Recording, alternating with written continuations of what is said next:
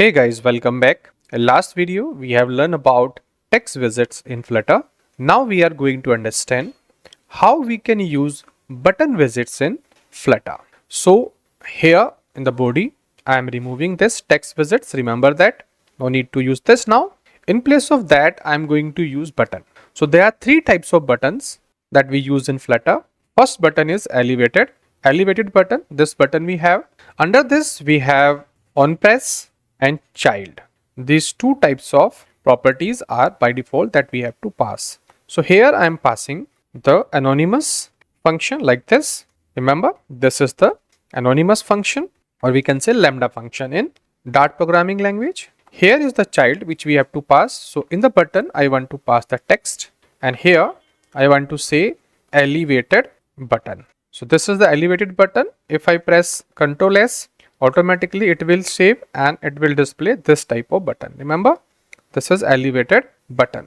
Now I say when I want to press the key on this function will execute on press. So here I am writing a statement. I say print and I say here button pressed, that I want to display. So remember that I Ctrl S, save this, and I click here.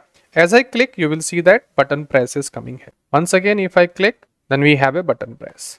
So this is called elevated button. Now second type of button is text button. Just I need to replace the name. Here I say text button. Everything is same, and Ctrl S, and you will see that this button is converted into text button. It is a button but not look like a button. It's a normal text. If I click here, and you see that button press is coming here. But it is not an elevated button. It is text button. So I say text button. Ctrl S, and you will see text button is ready. Then we have outline button. So just change here. I say outline button, and again I just change the text also. I say outlined button. Ctrl S, and you see that automatically I have a outline button. I click here. So these are three types of buttons available in Flutter or Dart programming language. So if you want to change, if you want to make some changes, means you want to change the color, you want to decorate something, special kind of customization you want, then we see in next video how can you apply styling on these button.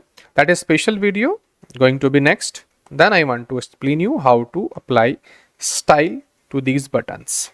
And you see that some warning also coming here like this. So these warning I can remove, like this warning coming. So this is very easy. Just go there and convert to parameter. You see automatically it make it shortcut like this, and the warning is removed. And we have this do not invoke print function is there, because print is not useful here in the reference of mobile application. That's why it's showing warning. So next time I will use toast here, so don't worry.